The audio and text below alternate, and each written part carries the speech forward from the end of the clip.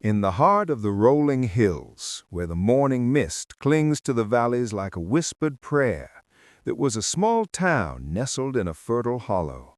Life there was simple, dictated by the seasons and honest work. And on a small plot of land lived Jedediah, an old woodworker whose calloused hands no longer just measured timber, but the weight of a lifetime. With him was his grandson, Caleb, a young man of 20 with the fire of ambition in his eyes and the burden of questions in his heart. Their routine was unchanging. At the first hint of dawn, before the birds began their chorus, grandfather and grandson would walk to the center of their yard. There stood the family's true treasure, the reason for their livelihood and the pillar of their faith, a single ancient black walnut tree. This was no ordinary tree. Its massive trunk, gnarled and scarred like a road map of seasons past, told the story of generations. The old-timers said it was planted by Jedediah's great-great-grandfather, one of the first settlers in the region. Its leaves formed a deep green canopy, a living cathedral that whispered secrets to the wind, and its nuts, harvested each fall, were sold at the local market, providing a modest income for Jedediah and Caleb. But for Jedediah, the tree was more than a source of income. It was a daily sermon. "Look here, Caleb," he'd say, his voice a low rumble as he gathered fallen branches. "It doesn't hurry. It doesn't despair in the winter or boast in the summer. It just trusts in the soil, the rain, and the sun that God provides. And in due time, it gives its best. That's the life of a man who trusts." Caleb would listen, but his heart was restless. He loved his grandfather, but he'd watch the trucks roll down the main highway and dream of the city, of a bigger house, of the kind of security that money, not just faith, could buy. And on one of those crisp autumn mornings, Caleb's restlessness and Jedediah's faith were put to the test. A sleek black luxury SUV, so out of place it looked like a visitor from another planet, purred to a stop in front of their humble home. A man in a tailored suit stepped out, his face etched with a calculating sharpness that didn't belong in that peaceful hollow.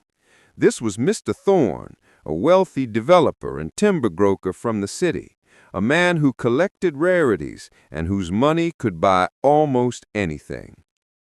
Curious neighbors began to drift from their porches.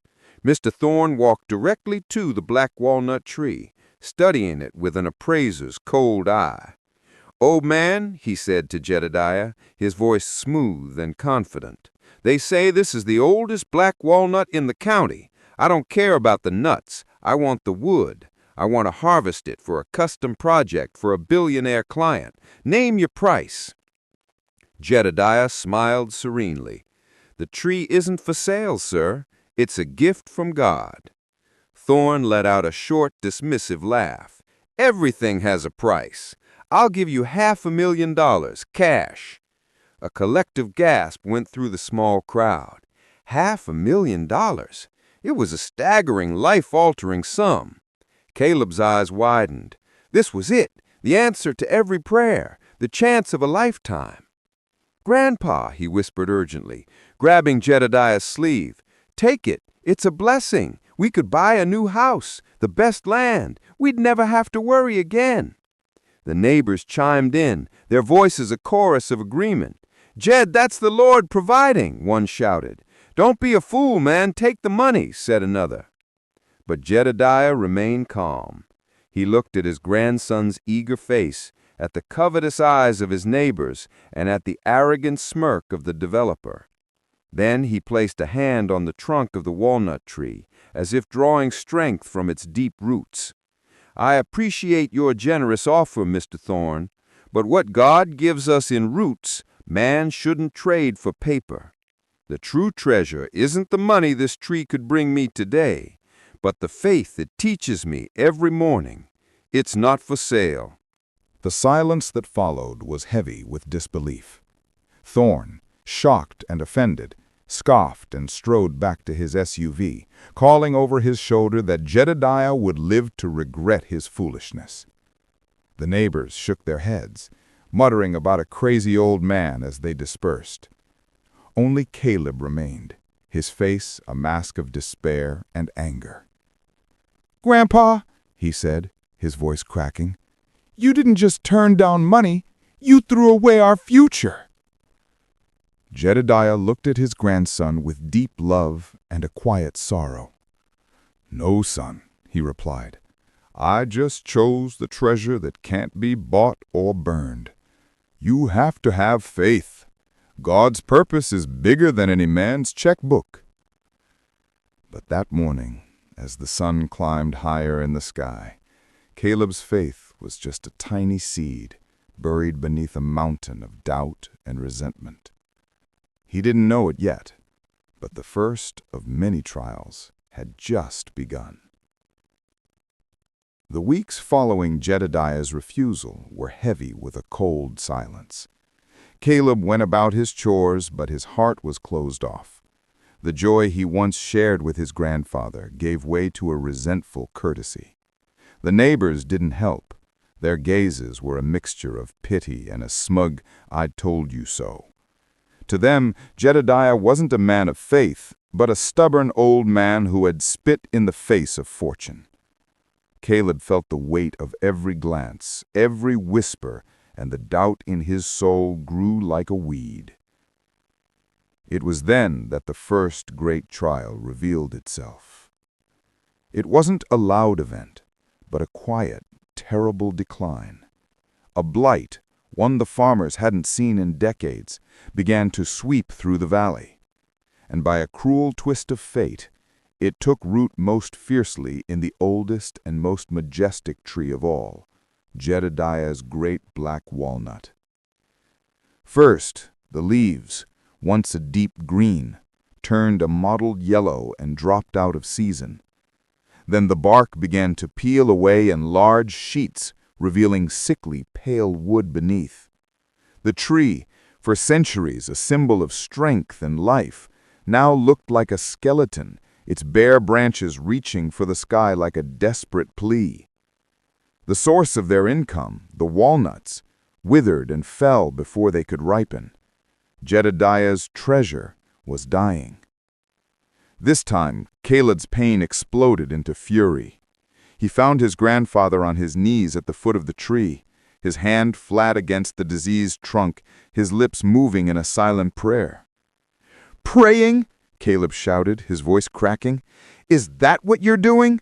Your faith killed this tree. We should have taken the money. You called it paper, but that paper could have bought us a house, food, a life. Now look at us. What do we have? A dying tree and your stubborn faith? God didn't bless us. He abandoned us because you were too proud to accept his help."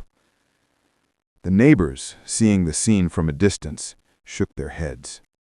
"That's what happens," one said to another over the fence. "Jedediah thought he knew best. Pride comes before a fall." Jedediah rose slowly, the pain in his eyes not for the tree, but for his grandson. He pulled Caleb into an embrace, which the boy resisted for a moment, before collapsing into sobs on his grandfather's shoulder. "Son," Jedediah said, his voice calm in the midst of Caleb's storm, "don't be so quick to call this a blessing or a curse. We only see a small piece of the grand tapestry. God is the weaver. We must trust his hands, even when he works in the dark." But the words didn't comfort Caleb. The tree continued to die. Jedediah, however, did not give up. Every morning he went to the tree, not to harvest, but to tend. He pruned the dead limbs with surgical care, whispering prayers of gratitude for the life the tree had given. It was during one of these mornings, as he was sawing through a thick, lifeless branch, that his saw hit something hollow and metallic. Intrigued, he examined the branch. hidden inside a natural hollow, sealed long ago with beeswax, was a rusted metal box. With trembling hands, he opened it. Inside, nestled in faded velvet, was not gold or jewels. It was something far more precious. A set of exquisite, antique carving tools, unlike any he had ever seen, and beside them, a leather-bound journal. It belonged to his great-grandfather, the very man who had planted the tree. The pages were filled with sketches, forgotten woodworking techniques, and notes on how to find the soul in the wood. "Caleb, come see!" Jedediah called out. Skeptical, Caleb approached, but when he saw the tools and the drawings, his curiosity overcame his resentment. Together, they began to work on the dead wood they had pruned from the tree. Using the techniques from the journal and the antique tools, something magical happened. The wood, marked with unique patterns left by the blight, transformed in their hands. They crafted small boxes, carved birds, bowls that seemed to have a life of their own. Each piece was a work of art, telling the story of the tree. A week later, an elegant car with out-of-state plates pulled over. A tourist couple, drawn by the rustic beauty of the homestead, saw the pieces Jedediah and Caleb had set out to dry on the porch. The woman, an art gallery owner, was breathless. "This is extraordinary," she said, picking up a carved bird. "The wood, the craftsmanship, it has so much soul. I've never seen anything like it. I'll buy it all, and I want to commission 20 more pieces." She paid them a sum that was 3 times what they would earn in an entire year from selling walnuts. Caleb was ecstatic, his eyes shining for the first time in months. "Grandpa, did you see? You were right. This is the blessing. We didn't need the living tree, we needed its wood. We're going to be the best craftsmen in the state." He danced around the porch, clutching the money, already dreaming of the future. The neighbors, who saw the luxury car and the exchange of cash, now looked on with envy and admiration.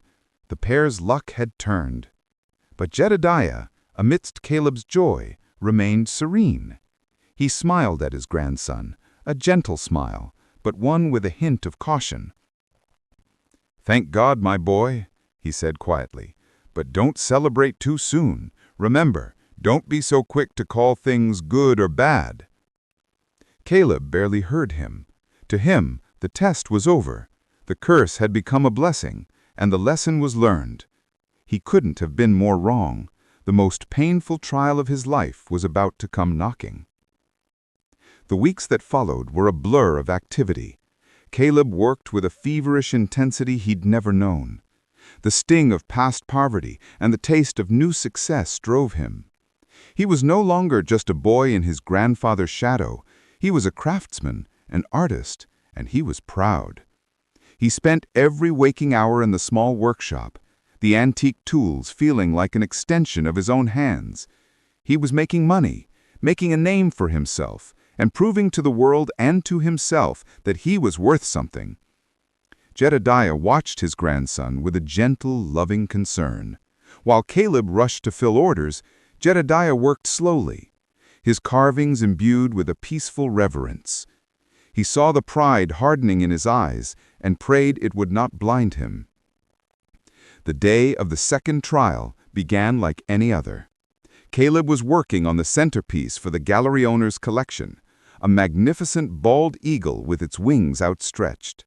It was the most complex piece he had ever attempted. Frustrated by a difficult detail and eager to finish, he pushed harder on a sharp, curved chisel. For a fraction of a second, his focus slipped. The tool skidded across the wood and sliced deep into the palm of his left hand. The eagle fell to the floor. The ancient chisel clattered beside it. A single drop of blood landed on the pristine pale walnut, staining it like a tear. The town doctor was kind but direct. He stitched the wound carefully, but his expression was grim. "The cut is deep, Caleb. You've severed a tendon and damaged the nerve. It will heal in time, but you've lost most of the feeling in your fingers. You won't be doing any fine carving for a long time. Maybe never again. The word struck Caleb with the force of a physical blow. The future he had been so furiously building had just crumbled into dust. That night, the workshop was dark. Caleb sat on a stool, his heavily bandaged hand resting uselessly in his lap. Jedediah sat with him in the silence, letting his presence be the only comfort. "Why? Why?" Caleb finally whispered to the darkness, his voice hollow. "Why, Grandpa? Why would God give us this gift, this hope, only to rip it away from me? I don't understand. Is this a punishment for being proud? Is he cruel? What was the point of any of it?" This time, the neighbors' whispers held no envy, only a grim, superstitious certainty. It was cursed money, they said amongst themselves. Came from that dead tree. No good ever comes from death. That boy reached too high, and God knocked him back down. Caleb was at his lowest point. He felt betrayed by his own body, his own ambition, and the God he had just started to believe in again. You know, if this story is speaking to you right now, if you've ever felt like a blessing was immediately followed by a trial that made you question everything, let me know in the comments by writing the phrase, "God is the weaver." It helps me know that you're connected to this journey. And listen, statistics show that over 70% of you who watch these stories aren't subscribed. If you're one of them, I want to personally invite you to join our community. It's free, it takes 1 second, and you'll receive more stories like this that inspire and give hope. Now let's get back to Caleb and Jedediah. Jedediah tended to his grandson, cleaning his wound, helping him with simple tasks that now seemed monumental, and weathering the storm of his spiritual despair with unwavering patience. He didn't have answers for Caleb, only his faith. "I don't know the reason, son, but I know the weaver, and his pattern is always perfect, even when the threads are dark." As the days passed, a new disruption came to the valley. Mr. Thorne, the developer, had been thwarted in his attempt to buy the tree, but not his ambition. He had purchased the vast tract of old-growth forest on the ridge directly behind Jedediah's property. Within a week, the peaceful sounds of the valley were replaced by the roar of chainsaws and heavy machinery. He was clear-cutting the entire ridge, leaving a wasteland of stumps and massive piles of slash and debris. Then, one evening in late fall, the air grew thick with a hazy smoke. A dry wind, hot and restless, began to blow from the east. A small campfire, left unattended by one of the logging crews on the ridge, had found the fuel Thorne's operation had left behind. It started as a flicker, then a plume of smoke, and then, fed by the wind and the dry debris, it became a monster. A wildfire of incredible speed and ferocity began to sweep down the ridge. Jedediah and Caleb were finishing a quiet supper when a frantic banging shook their front door. It was the town sheriff, his face smudged with soot, his eyes wide with urgency. "Fire on the ridge!" he yelled over the rising howl of the wind. "It's moving faster than we've ever seen. The whole valley's being evacuated. You've got to get out now. The main road will be cut off in less than an hour. Grab what you can and go." The sky to the east was glowing a terrifying, pulsating orange. The roar of the fire was now a living thing, a hungry beast devouring everything in its path. Jedediah grabbed a small chest of important papers. Caleb stood, panicked, looking around wildly, his mind racing. But what could he do? His one good hand was not enough to carry their precious tools, their finished carvings, or the memories of a lifetime. His injured hand, a symbol of his dashed hopes, now felt like an anchor, holding them in place as destruction raced toward them. Panic seized Caleb. The roaring flames were a physical wall of heat and sound, and his own helplessness was a prison. All he could think of were the carvings, the tools, the money, the tangible treasures of their new life, about to be turned to ash. He frantically tried to lift a heavy box with his good arm, but it was useless. They were out of time. But as Caleb panicked, Jedediah became perfectly calm. A deep peace settled over his face. He looked at the fire, then at Caleb's bandaged, useless hand, and in that moment he saw the pattern. He saw the weaver's hands at work. "Leave it, son," he said, his voice cutting through the roar. "What? We have to save it!" Caleb cried. "We have to save us," Jedediah corrected firmly. "The road is a trap. We're not going forward. We're going down. Trust me, Caleb. One more time. Trust me." He led Caleb not to the front door, but to the back, to the base of the dead black walnut tree. Hidden under a thick tangle of overgrown ivy was a set of heavy stone doors flush with the earth. It was the old root cellar, built by his great-grandfather, unused for 50 years. With a groan, Jedediah pulled the doors open, revealing a set of stone steps leading down into the cool, damp darkness. "In here," he commanded. "Now!" They descended into the earth just as the firestorm hit. Above them, they could hear the world being torn apart. The roar was deafening, the ground shook, and the sound of ancient trees exploding like bombs echoed through the stone walls. Caleb huddled in the darkness, convinced this was their tomb, but Jedediah sat peacefully, his hand on his grandson's shoulder, his lips moving in silent prayer. Hours passed. The roaring slowly faded to a crackle, and then to an eerie silence. Cautiously, Jedediah pushed open the heavy doors. They emerged into a world of ghosts. The landscape was a uniform black, stripped bare and smoking under a hazy orange sky. The forest on the ridge was gone. The neighbors' homes were gone, reduced to smoldering foundations and brick chimneys standing like lonely sentinels. The fire had swept through the valley with merciless fury. But by a miracle that defied all reason, the flames had split right around their small homestead. While the world around them had burned, their house, their workshop, and the ground sheltered by the massive, deep roots of the dead black walnut tree remained untouched. They were an island of life in an ocean of ash. As the sun rose, the surviving neighbors began to return, their faces etched with shock and loss. They saw the devastation of their own properties, and then they saw Jedediah and Caleb standing safe and sound amidst the ruin. Their expressions of judgment and pity were replaced by something else: awe.